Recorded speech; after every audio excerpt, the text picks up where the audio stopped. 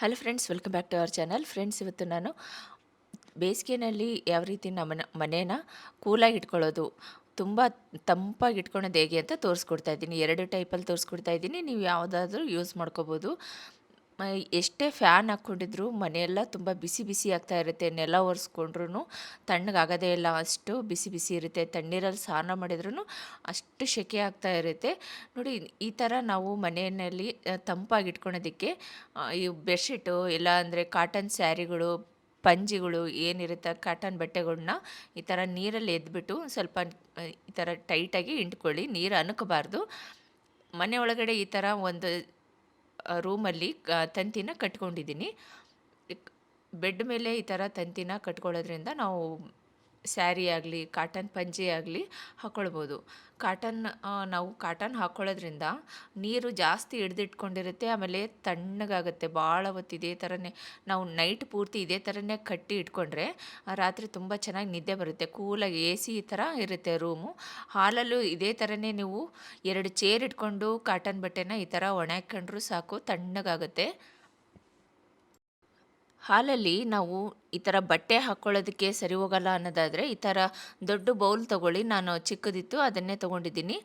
ಫ್ಯಾನ್ಸಿಯಾಗಿ ಚೆನ್ನಾಗಿ ಕಾಣಿಸುತ್ತೆ ಅಂತಂದು ಹೇಳ್ಬಿಟ್ಟು ಶೋ ಪೀಸಾಗಿ ಇಟ್ಕೋಬೋದು. ಇಲ್ಲಾಂದರೆ ಮನೆ ಕೂಲಾಗಿ ಇಟ್ಕೊಳೋದಕ್ಕೂ ಇದು ಒಂದು ಹೆಲ್ಪ್ ಆಗುತ್ತೆ. ಈ ಥರ ಫುಲ್ಲು ನೀರು ಹಾಕ್ಬಿಟ್ಟು ನಾನಿಲ್ಲಿ ಸ್ಮೆಲ್ಲು ಚೆನ್ನಾಗಿ ಬರಲಿ ಅಂತಂದು ಹೇಳ್ಬಿಟ್ಟು ಪರ್ಫ್ಯೂಮ್ ಹಾಕಿದ್ದೀನಿ. ಹಾಗೆ ಫ್ಲವರ್ಸು, ರೋಸ್ ಪೆಟಲ್ಸ್ಗಳನ್ನ ಹಾಕ್ಕೊಳ್ತಾ ಇದ್ದೀನಿ. ಇದರಿಂದಲೂ ಸಹ ಮನೆ ಕೂಲಾಗಿರುತ್ತೆ, ತಣ್ಣಗೆ ಇರುತ್ತೆ. ಈ ಥರ ವೈಟ್ ಫ್ಲವರ್ಸ್ಗಳ್ನ ಹಾಕ್ಕೊಳ್ಳಿ, ಇನ್ನೂ ಚೆನ್ನಾಗಿ ಕಾಣಿಸುತ್ತೆ. ಹಾಗೆ ನಾನು ಸ್ಲಿಪ್ಪರ್ಸ್ ಹಾಕ್ಕೊಂಡಾಗ ಈ ಥರ ನನಗೆ ಗಾಯ ಆಗಿತ್ತು. ಸಿಪ್ಪೆ ಸುಲಿದ್ಬಿಟ್ಟು ಗಾಯ ಆಗಿತ್ತು. ಅದಕ್ಕೆ ಯಾವ ರೀತಿ ಟ್ರೀಟ್ಮೆಂಟ್ ಮಾಡ್ಕೊಳ್ತಾ ಇದ್ದೀನಿ ಅಂತ ತೋರಿಸ್ತಾ ಇದ್ದೀನಿ ನೋಡಿ. ಈ ಟಿಪ್ ಫಾಲೋ ಮಾಡಿ 2 ದಿವಸದಲ್ಲಿ ಈ ಥರ ಗಾಯ ಆಗಿದ್ದರೆ, ಸ್ಲಿಪ್ಪರ್ಸ್ ಹಾಕ್ಕೊಂಡಾಗ ಗಾಯ ಆಗಿದ್ದರೆ ಸರಿ ಹೋಗುತ್ತೆ. ಈ ಥರ ಸಿಪ್ಪೆನ ತೆಗಿಬೇಕು. ತೆಗ್ದಾದ್ಮೇಲೆ ನಮಗೆ ಬಾಳೆಹಣ್ಣು ಬೇಕಾಗಿಲ್ಲ. ನಾವು ಯಾವಾಗಲೂ ಬಾಳೆಹಣ್ಣು ತಿಂದ್ಬಿಟ್ಟು ಸಿಪ್ಪೆನ ಬಿಸಾಕ್ತೀವಲ್ಲ, ಅದನ್ನು ಈ ಥರ ಯೂಸ್ ಮಾಡ್ಕೊಳ್ಳಿ. ನೋಡಿ, ಇಲ್ಲಿ ಗಾಯ ಆಗಿರುತ್ತಲ್ಲ, ಸಿಪ್ಪೆ ಕಿತ್ತೋಗಿರುತ್ತೆ ಚರ್ಮದ್ದು.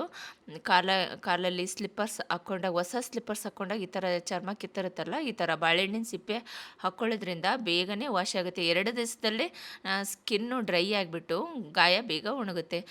ತುಂಬ ಉರಿತಾ ಇರುತ್ತೆ ಆ ಟೈಮಲ್ಲಿ, ಚರ್ಮ ಕಿತ್ತಾಗ ತುಂಬ ಉರಿತಾ ಇರುತ್ತಲ್ಲ, ಈ ಥರ ಹಾಕ್ಕೊಳ್ಳೋದ್ರಿಂದ ತಣ್ಣಗಾದಂಗೆ ಅನಿಸುತ್ತೆ, ಅಷ್ಟು ಉರಿಯೋದಿಲ್ಲ. ರಾತ್ರಿ ನೀವು ಈ ಥರ ಹಚ್ಚಿಟ್ಕೊಂಡು ಮಲ್ಕೊಳೋದಕ್ಕಾಗಲ್ಲ.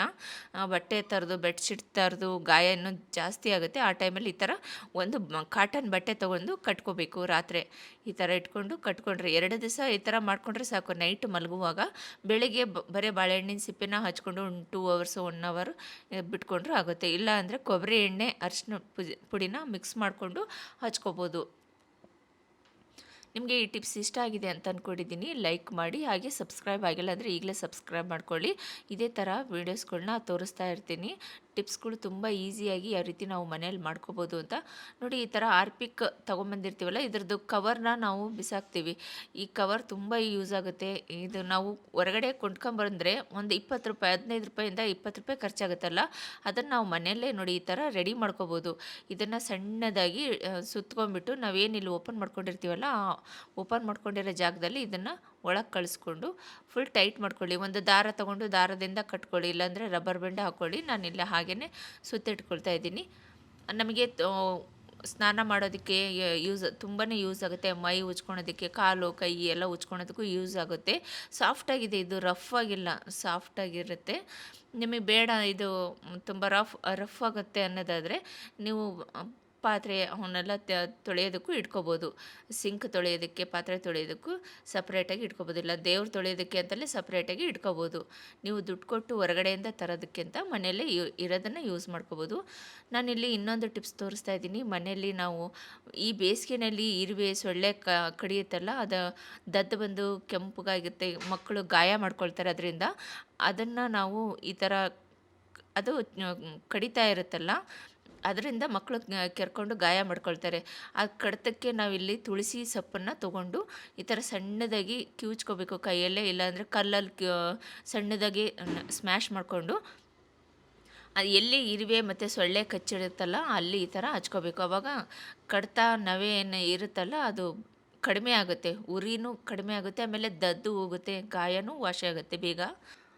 ಇಲ್ಲಿ ಜೇನುನೊಣನೂ ಕಡ್ದಿರುತ್ತಲ್ಲ, ಅದಕ್ಕೂ ಸಹ ನಾವು ಇದನ್ನು ಸ್ಮ್ಯಾಶ್ ಮಾಡಿ, ಈಗ ಕೆಂಚಿಗೆ ಕಡ್ದಿರುತ್ತೆ ಅದಕ್ಕೂ ಸಹ ಇದನ್ನು ನೀರು ಒಂದು ಹನಿ ನೀರು ಹಾಕ್ಬಿಟ್ಟು ಬೇಕಂದರೆ ರುಬ್ಬಿ ಪೇಸ್ಟನ್ನು ಹಚ್ಕೋಬೋದು. ಹಾಗೆ ಲಾಸ್ಟ್ ಒಂದು ಟಿಪ್ಸ್ ಬಂದು, ನಾನಿಲ್ಲಿ ಸಾಕ್ಸ್ಗಳಿರುತ್ತಲ್ಲ, ಸಾಕ್ಸ್ಗಳು ಚೀಪಾಗಿ ಸಿಕ್ಕಾಗ ತೊಗೊಂಡು ಬಂದು ನಾವು ಯಾವ ರೀತಿ ಯೂಸ್ ಮಾಡ್ಕೊಳ್ಳೋದು ಅಂತ ತೋರಿಸ್ಕೊಡ್ತಾ ಇದ್ದೀನಿ. ಇದನ್ನು ಕಟ್ ಮಾಡ್ಕೋಬೇಕು. ನಮಗೆ ಅಳತೆಗೆ ಎಷ್ಟು ಬೇಕಾಗುತ್ತೆ ಅಂತ ನೋಡಿಕೊಂಡು ಕಟ್ ಮಾಡ್ಕೊಳ್ಳಿ.